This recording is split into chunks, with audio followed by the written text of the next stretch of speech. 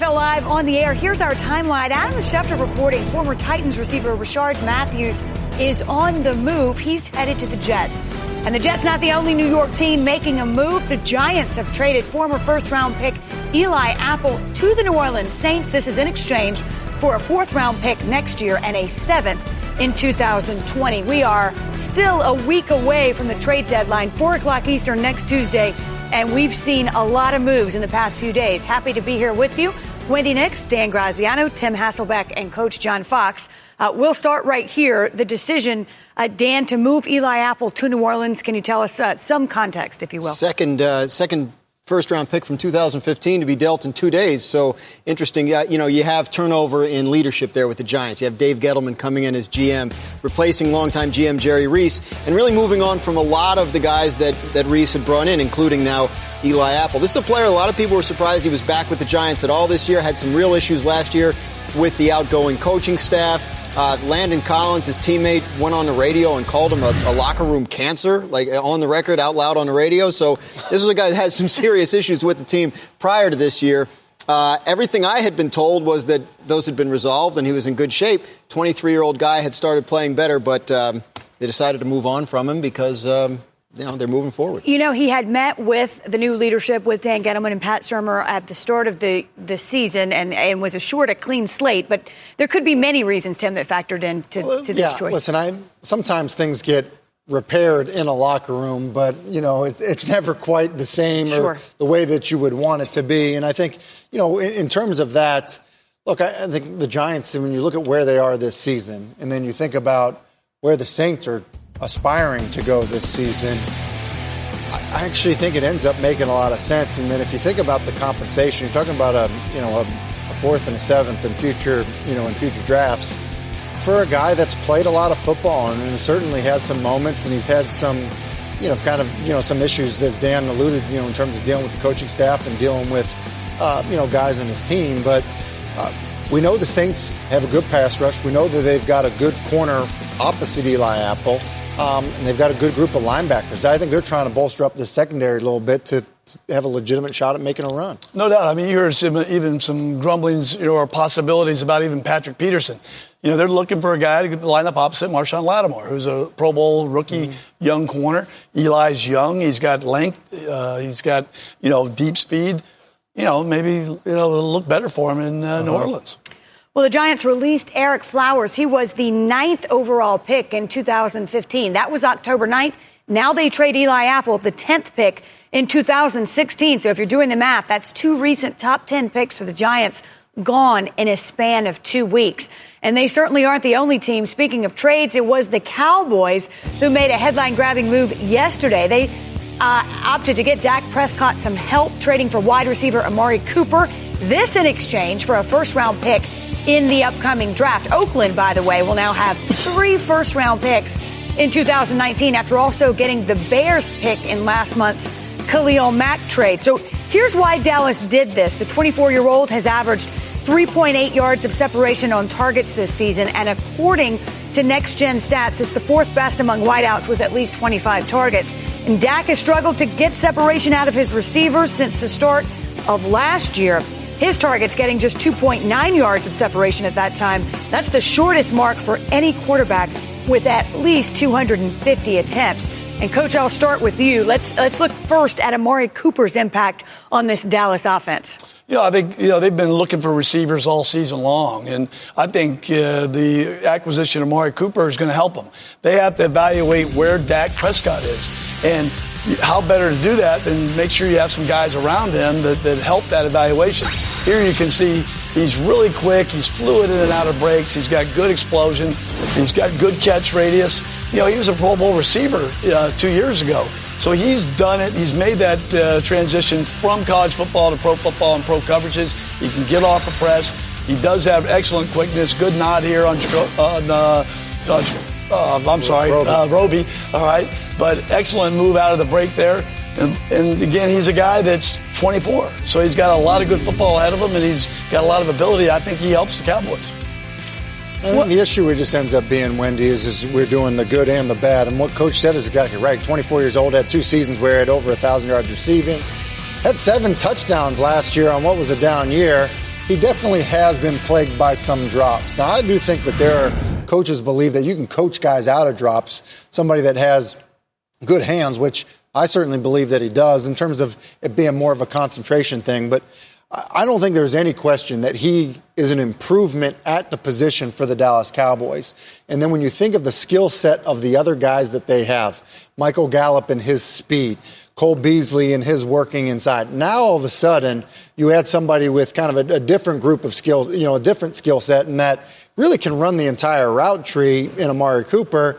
And I think now, to your point, Coach, you have the opportunity to better evaluate Dak Prescott and figure out, how invested in him can you be going forward. That's another layer because they have a decision to make at the end of this season, Dan, and they need to know, I would think. In fact, I would think it's imperative if Dak Prescott is the future quarterback of this team. They do. I mean, they say they still believe in him. And look, talking to people in that organization last night and today, I mean, they felt like Amari Cooper was a move for them for not just for this year, but for the long term. 24 years old. They looked at him and said they believed him to be better than whoever they were going to pick in the first round next year at wide receiver. So there goes the pick for him. In terms of they'll have to get him signed, obviously, but it's the Cowboys. They sign their guys if they want to, and that goes back a long time. They've been looking for a wide receiver since the offseason. They tried to sign Sammy Watkins, got outbid by the Chiefs. So this is a move that's been brewing for a while, and they just believe this is a guy that has been a number one type of wide receiver, and while he isn't right now, based on current performance, that he could be again. Well, there are two sides to this equation, as there always are with trades, and I mean, you just really cannot argue that Oakland's waving the white flag, at least on the 2018 season. They will now end up, Coach, with 3 first-round picks. Are you confident in the plan here or the direction that Oakland seems to be heading long-term? Because we know in the short term they are what they are. I definitely like their plan. I think for them to get a first-round pick for Amari Cooper at this stage of the season, is a great move. They're going to have 5 first-round picks in the next 2 seasons, to get that better. Rather, they were 6-10.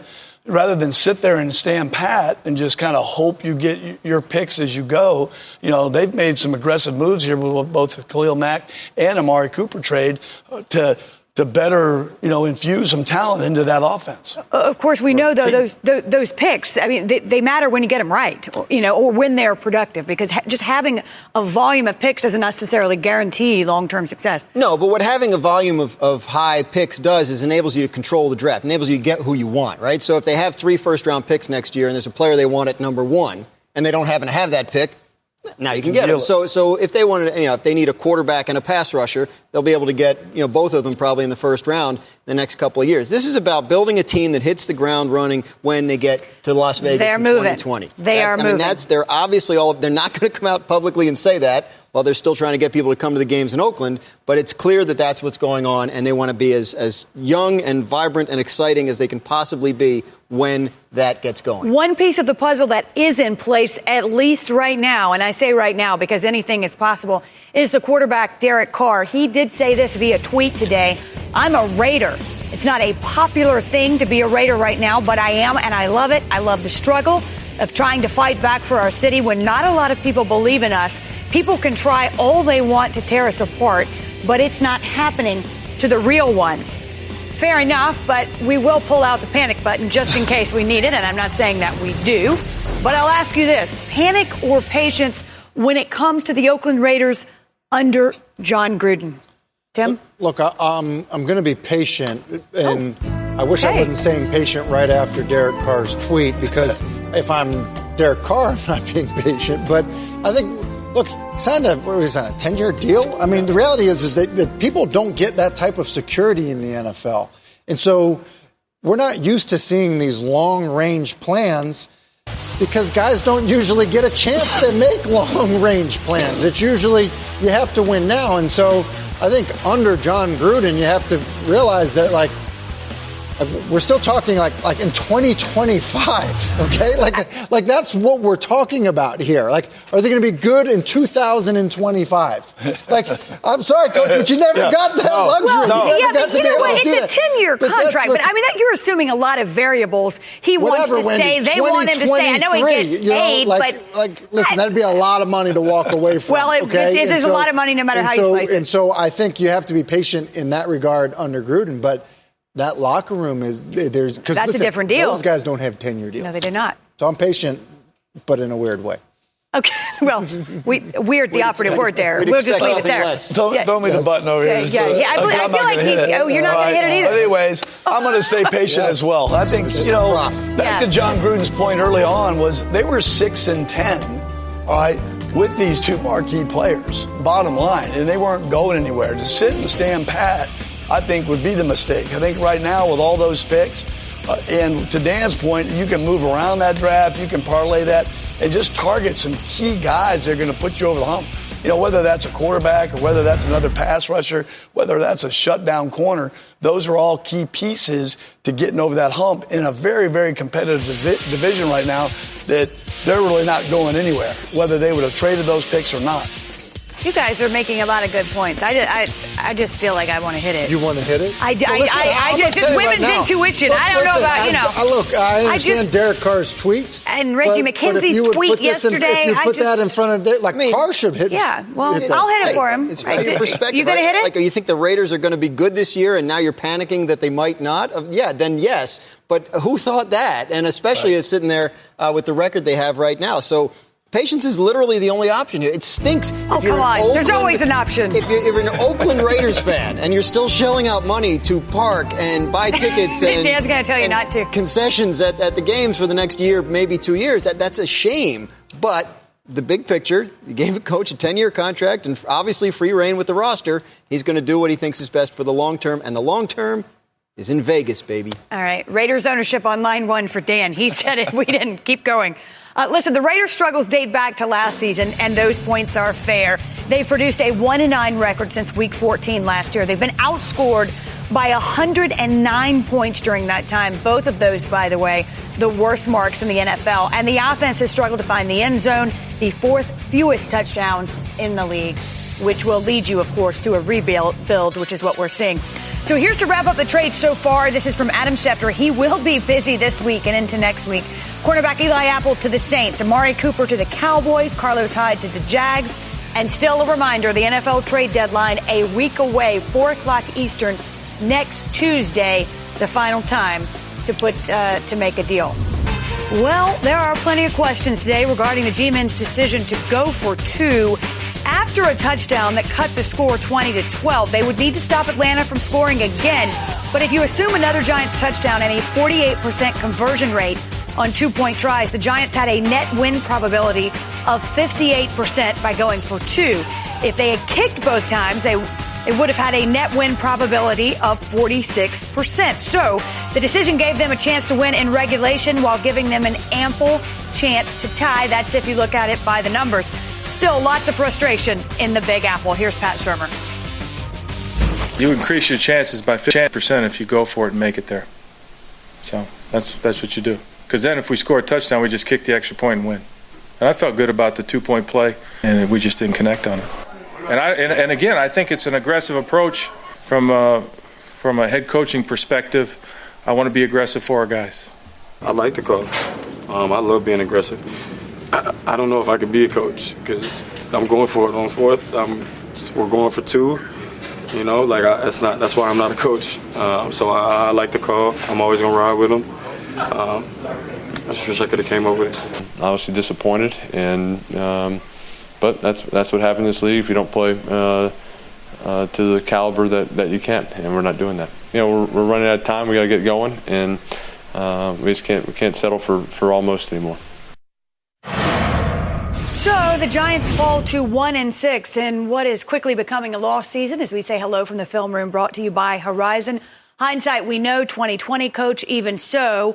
You can debate this one all day. What's your take on those late game decisions by the Giants? I think the 2-point try was an outstanding call. And actually, maybe a little bit better throw. And maybe the fact that it was catchable, Odell could have caught that.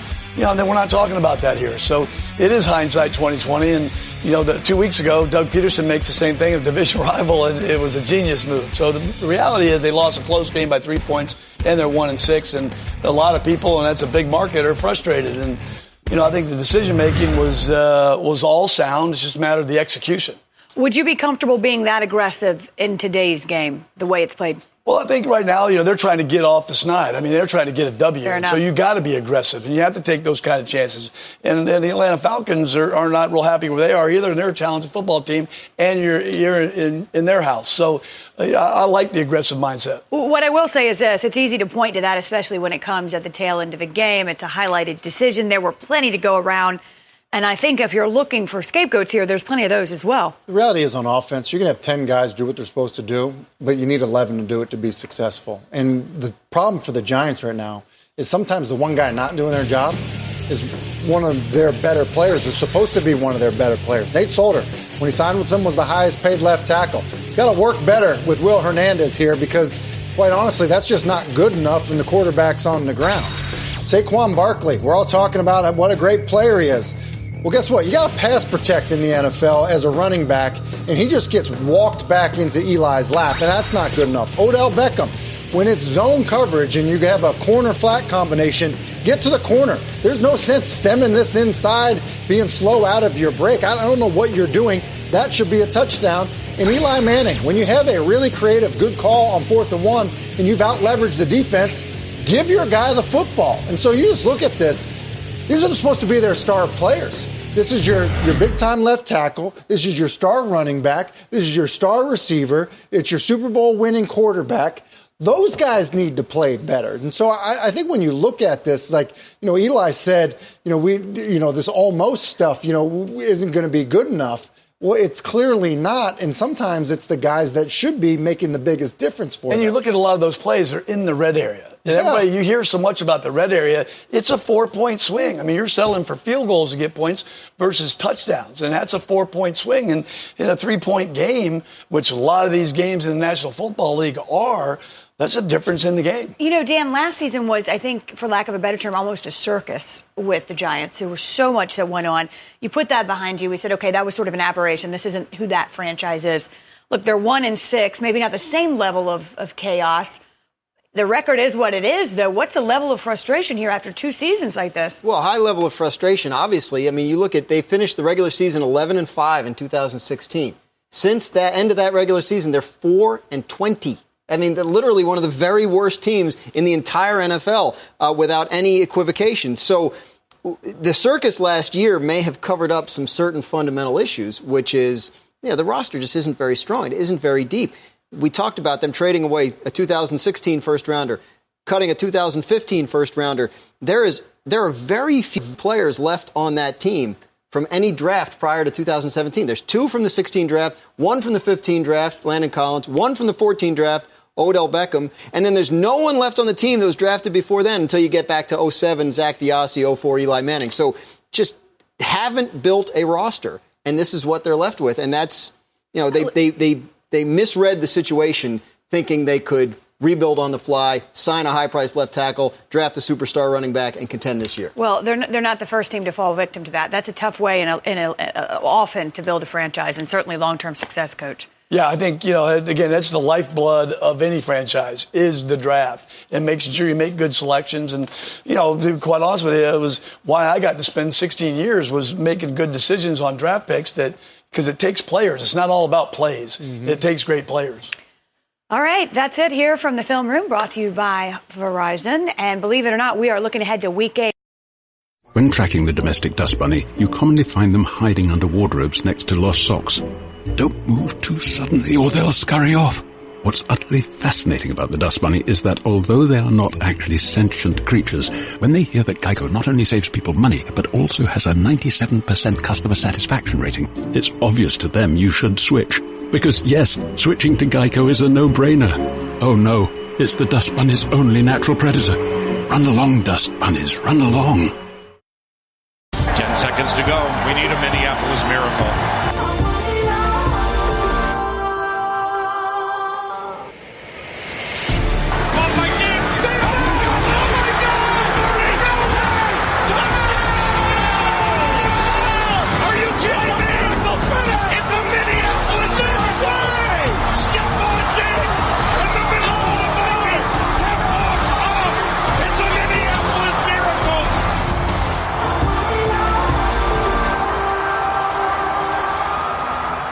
This matchup on Sunday night, the Saints and the Vikings, a rematch of last year's divisional round that featured that late touchdown pass from Case Keenum to Stephon Diggs, the first walk-off touchdown in NFL postseason history. So these are two of the best teams in the NFC. They've got a combined record of 9-3. You can hardly lose either way, but we're going to play Take Your Pick just because we can. All right, so let's start, Coach, with you, and we'll start with the coaches. Take your pick. Okay. Good luck. And may the force be with you. This is how you lose friends. Both really good coaches. Both obviously really good in their craft to be in that divisional game a year ago. But I got to go with Sean Payton for a couple reasons. Number one, he's got 6 more playoff victories. He's got a Super Bowl victory in his belt. And biggest reason is it's an offensive-minded head coach, and all the rules these days are leaning towards the offense. See, now he's ready to run for office. That's how you do it. Sounds a little angry about that. Well, maybe wonder why. All right, Coach, we're going to let you go again. How about this with the defense? You got the Saints and the Vikings. Good luck again. Well, for the same thing, I think just really more vaunted, better well-known, although I was watching the end of that Jets game today, and their corner Xavier Rhodes went down with looked like an ankle injury, so I'm hoping he's back, but right now I'm going to go with the Vikings defense. They have been banged up. They had Linval Joseph didn't play. They've obviously been missing Everson Griffin for a chunk of this year, but yeah, pretty good matchup those first two, right? Sean Payton, the offensive mastermind, against Mike Zimmer, the defensive mastermind, and which way will the game be decided? In January, it was a low-scoring defensive game, won on a miracle pass play of some note. So, yeah, of some note is how we'll leave it. Tim? Wide receivers here. Wide receivers. Yeah. I'm going with the Vikings wide receivers. I mean, listen, it certainly is the hot hand. Adam Thielen has been remarkable, and really, I mean, it's almost uncoverable at this point. The Saints have good receivers, but then you think about the rest of the group, with Stephon Diggs and how good he is. And throwing the tight ends. Obviously, we don't have the tight ends on the list, but Kyle Rudolph, a very capable tight end. So I look at the wide receivers for the Vikings as really one of the better groups in the league. Well, we don't have tight ends, but we do have the running backs up here. Kamara, of course, Dalvin Cook. Coach, take your pick. Both good groups, but I think with Mark Ingram coming back and Alvin Kamara both, as a runner and as a pass receiver, I really like that matchup, and those guys both being healthy. Not really sure what Dalvin's availability is going to be, so I've got to lean towards the Saints running back position in this. It's been a real week-to-week proposition with Dalvin Cook, who hasn't been able to get healthy this year. I would not be surprised to see him sit another week, maybe sit out through that Vikings bye week, which we have a ways to go. But I think Ingram and Kamara, that's working the way they want. The Vikings are getting something out of Latavius Murray while Cook is out, but how long is that going to last? Well, that Ingram-Kamara tandem was a well-oiled machine last year. If they pretty good, if they get back to that point, they're in good shape. We'll leave it to Tim, the quarterback here. I will say this, again, making friends doing this, but I think Kirk Cousins has been the right guy for the Vikings. Sure. He absolutely, yes, of course. And so, but Drew Brees is Drew Brees. The reason that we're celebrating, his 500th, career touchdown and, the various yardage records and all of those things is because he just, honestly, he's as good as it gets at the position and has been for a long time. And so while Kirk is a very good player, I just think in terms of what Drew's accomplished and the level that he's still playing at is truly remarkable. And look, this Vikings defense that Coach selected, and I would have done the same thing, they really struggled in pass defense earlier this season. So I do think there's production to be had there for that Saints offense. And both the defenses are struggling in pass defense with some explosive plays, that's for sure. And Kirk Cousins, I know a lot of love for Drew Brees, and obviously that should be, but I think Kirk has been phenomenal. Their offense has been really good. Drew Brees has not thrown an interception this year. I hope I'm not jinxing him. Not thrown an interception. This is like the SI jinx. It's Coach John Fox. There are 43 quarterbacks that have thrown an interception in the NFL this year. Drew Brees is not one of them. Yeah, and Kirk has 14 TDs, 2 interceptions, and I think been a phenomenal get for the Minnesota Vikings and having an outstanding year offensively. That team's a very good all-around football team. Listen, this one's on you. No pressure, Coach, but it's coaching that's going to make the difference, according to... Yeah, so there you go. And some rules. And and the caveat. Always with the officials. The quarterback matchup will certainly be something to watch. Both Brees and Cousins have been among the best in the league since the start of 2015 when Cousins became a starter in Washington. Breeze leads the league in completion rate and passing yards, while Cousins ranks 4th in both categories, both ranked top 10 in QBR in that time. Cousins is off to a pretty solid start in Minnesota, but one thing has stood out, his poise under pressure. Among quarterbacks that have thrown at least 20 passes when pressured this season, he has the best completion rate in the league and is thrown for a first down on a league-high 43% of those attempts. His 52 QBR in that situation trails only MVP frontrunner Patrick Mahomes. Among our top stories this afternoon, the Giants have traded former first-round pick Eli Apple to the New Orleans Saints. In exchange, the Saints sent a 4th-round pick next year to the Giants, along with a 7th-round pick in the year 2020. The Cowboys made a move on Monday. They tried to get Dak Prescott some help, acquiring wide receiver Amari Cooper in exchange for a first-round pick in April's draft. And with the move, Oakland will now have 3 first-round picks in 2019 after also getting the Bears pick in the Khalil Mack trade. We've got a week to go. It has been busy, and it appears it will stay so.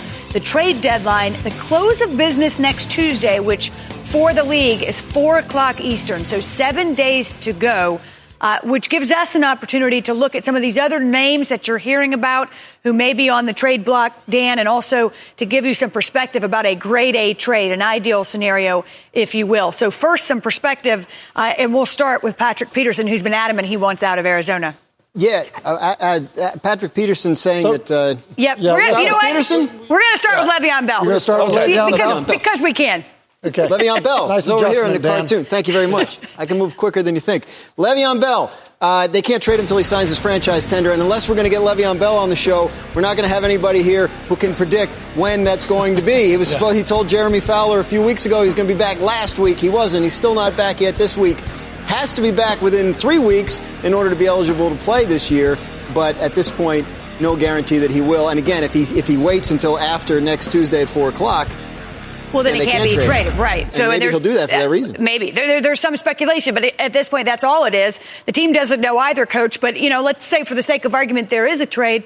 What's a grade A situation here? I think the grade A situation, I've said this for a few weeks, and unlike Mike Tomlin, I will answer a question about Le'Veon Bell. But I think it's Indianapolis Colts. I look at their offense. I think they're doing a good job, passing the ball, scoring some. We're not talking about a defensive player, which I think they could use too. But I think getting Le'Veon Bell, both in that run game as well as an easy completion out of the backfield, kind of a safety valve for Andrew Luck, I think would be a perfect fit for Le'Veon Bell.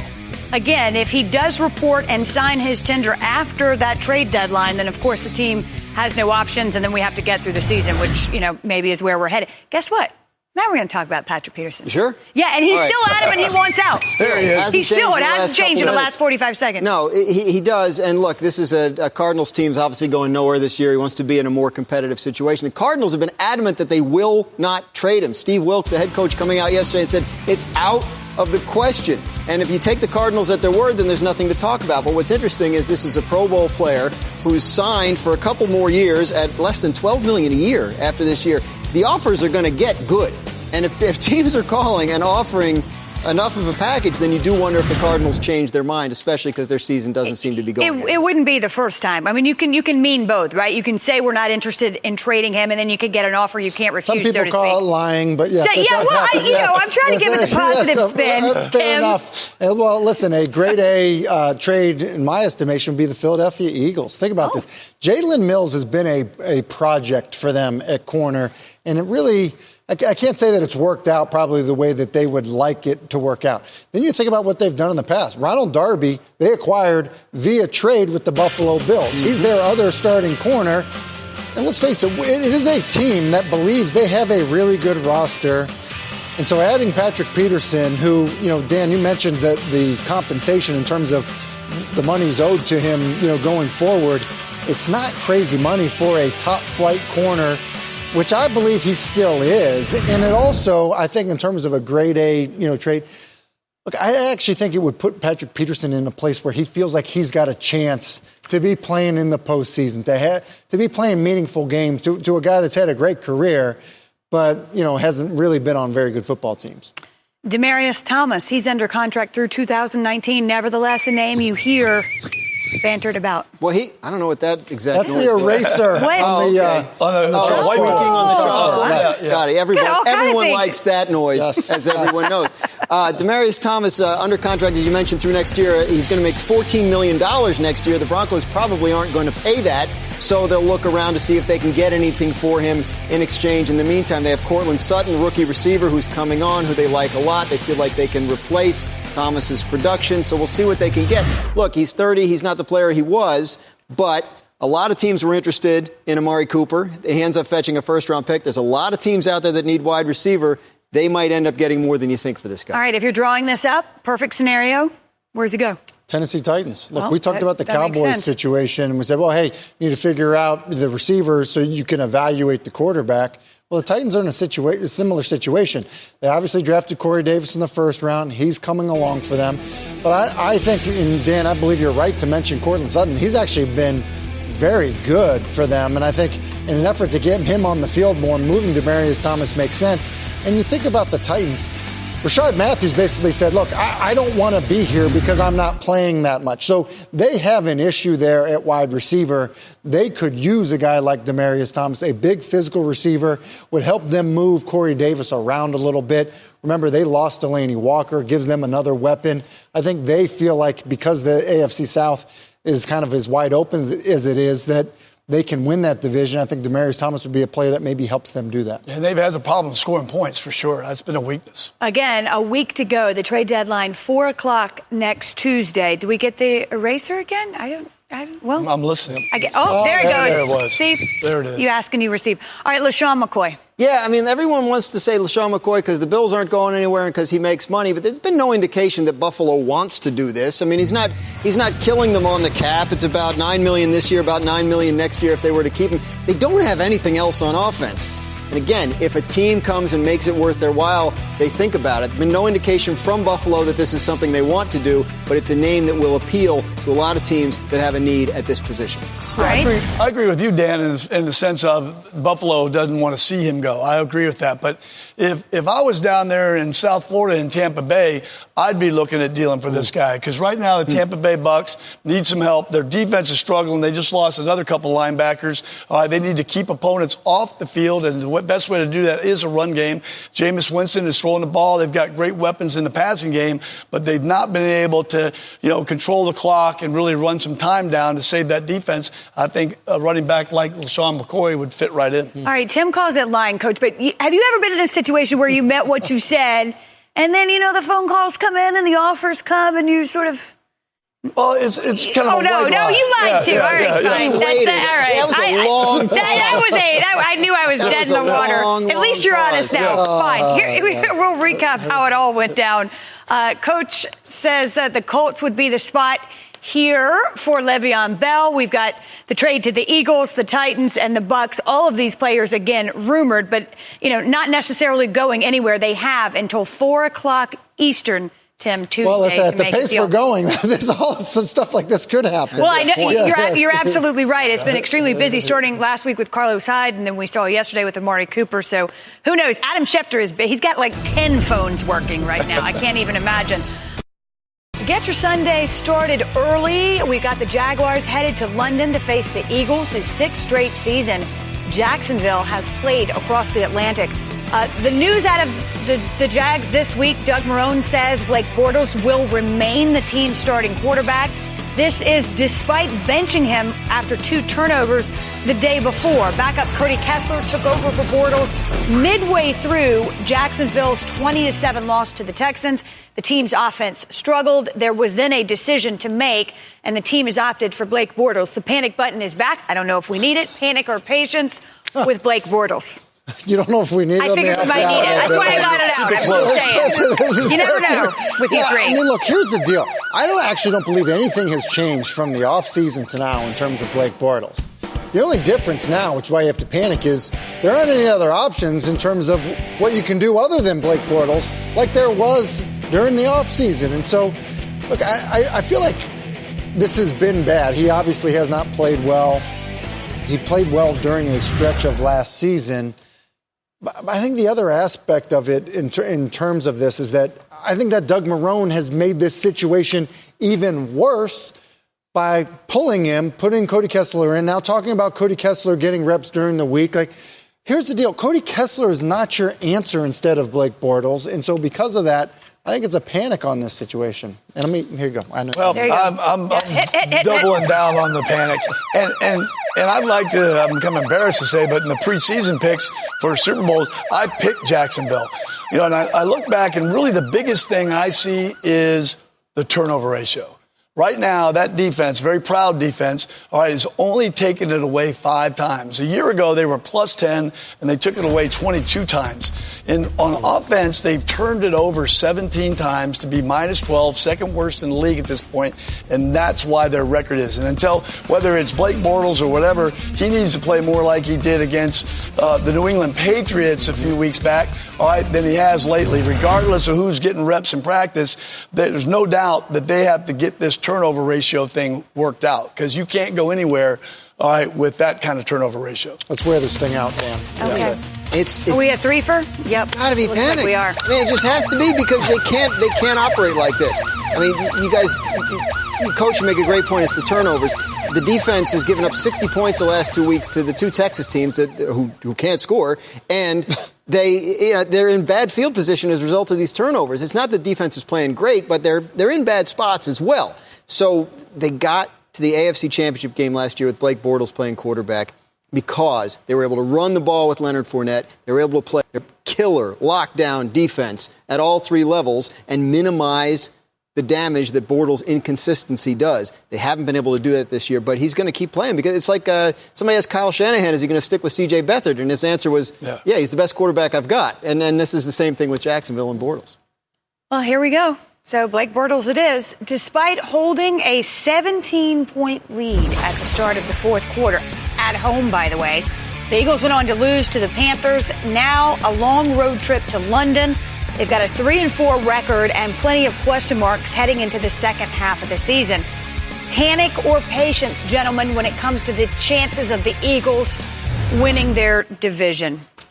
I'm going to be patient on this one. Obviously, the Redskins, have a better record right now. I think they're far from a perfect team. I look at Philadelphia. I like their talent.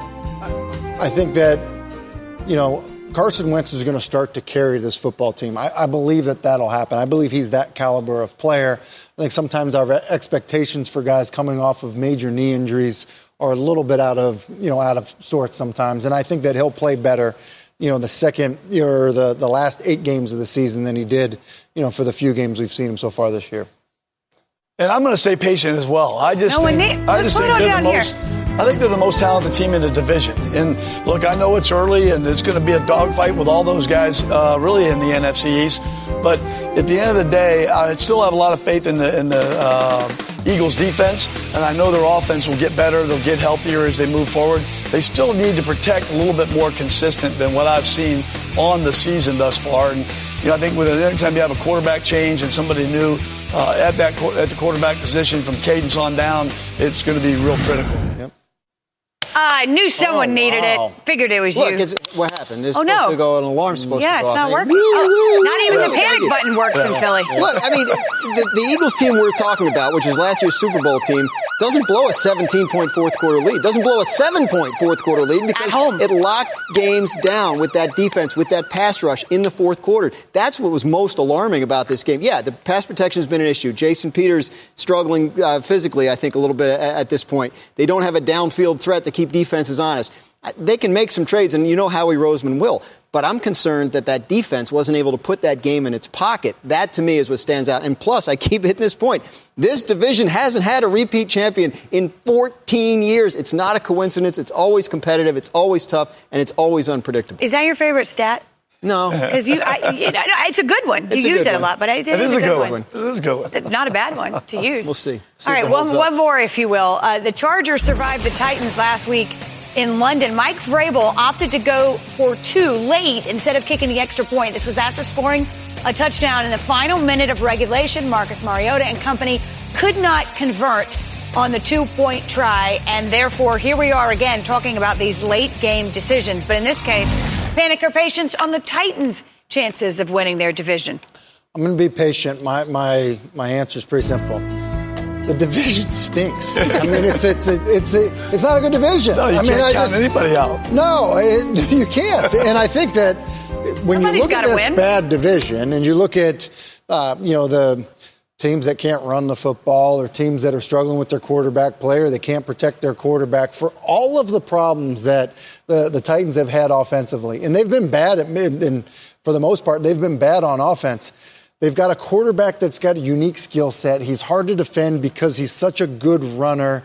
And I think that defensively, under Dean Pease, their defensive coordinator, and some of the stuff that Mike Vrabel will do there, I think their run game will get going a little bit, and I think the Titans will be one of those teams that's hard to beat each and every week, even if it's ugly.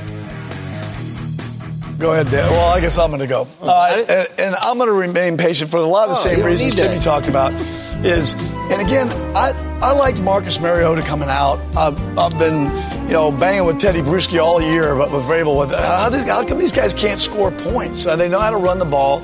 All right, they've got some pretty good skill people, and Marcus Mariota is both very accurate as well as mobile and can avoid rushes. You're right, Dean Pease has done a masterful job with the defense. And again, the division's bad. I think this whole division's up in the air, and these guys might as well, they have as good a chance as anybody, and I like the quarterback. I think makes the difference. All right, Titans fans, they don't like the now you can keep reason, that right but there. they like the answer. Keep it right there. I'm going to be patient. Okay. Because, look, it is going to be a close division, which means it could come down to tiebreakers. Two of the Titans' wins are against Houston and Jacksonville already, so they have a leg up there. They're only a game behind Houston, whose quarterback isn't healthy enough to fly, and yet is still playing in football games. It's mind-boggling, by the way. It was budget saving. That's what it was. They saved on the airfare. It's way cheaper than the airfare. Well, listen, 10 hours. No, 12 hours on a bus. Shouldn't make light. I mean, obviously, I hope the young man's okay. Right. But it's alarming that the beating he's taken, the sacks he's taken, the hits he's taken. Houston has won some very, very close games that were sort of handed to them, and with some overtime play calling decisions by some of the opposing head coaches. And I think it's going to be hard to see them getting much separation. Tennessee's learning a new offense. In the first year under the new coordinator, they lost their best offensive weapon in Delaney Walker right away. I think there's upside there on the offensive side of the ball. All right. They won't let us talk about it. Anybody else do a double take when they said he can't fly but he can play? I don't know. Maybe it's just me. Crazier things have happened, I guess. Tennessee hasn't won a division title since 13-3 campaign in 2008. Denver Broncos quarterback Chad Kelly was arrested Tuesday morning on suspicion of criminal trespass. According to Englewood, Colorado police, the 2017 draft pick was inside a home that was not his. He was chased out by the resident and then taken into custody. The team says, we are disappointed that Chad Kelly was arrested early this morning. Our organization has been in contact with Chad, and we are in the process of gathering more information.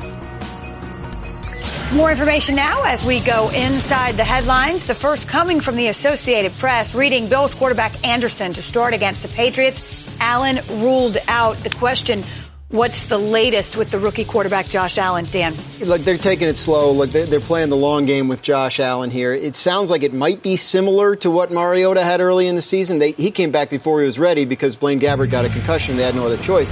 But with Josh Allen, they're thinking long term. They're not in a rush to put him back. There are all kinds of issues on that offense in terms of who he's throwing to, how the offensive line is protecting him. I think they want to make sure he's 100% before they get him back in there. They're going to take as much time as he needs. The fact that they ruled him out for Monday so early indicates that he's probably not very close. It does, indeed. Our next headline from ESPN.com, Brock Osweiler gets his third straight start for the Dolphins, which means that Brocktober is still on. And there's no question, Tim, that he's got 9 lives. Can he hold down the fort until Tannehill comes back? Listen, I think he can hold down the fort. Now, the Albert Wilson injury is certainly not going to help him. But listen, Brock Osweiler has been kind of a fun punching bag for a lot of people. I mean, look, the big contract in Houston obviously did not work out there with he and Bill O'Brien. But the reality is there have been plenty of people, evaluators in this league, John Elway being one of them, who have offered this guy a contract to be a starting quarterback in the NFL. So, listen, you look around the league, there's a reason that, it's hard to find 32 quality starters. And so then you think about the backup situation. Not everyone's got a capable backup.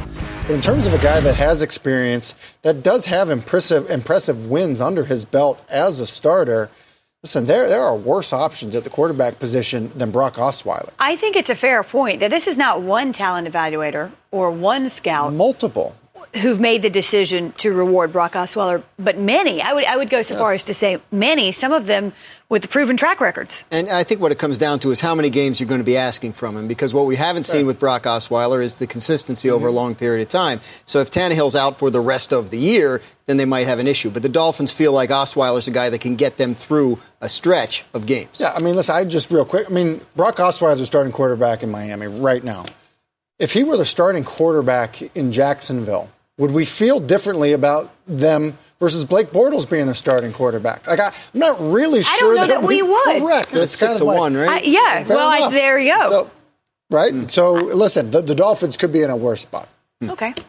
Look at you being all positive. Right? Sunshine's day. Positive. Oh, yeah, that's not what we call you. Osweiler has put up the 8th most fantasy points by a quarterback the last 2 weeks. More fantasy talk now as we explore the waiver wire with Matthew Berry.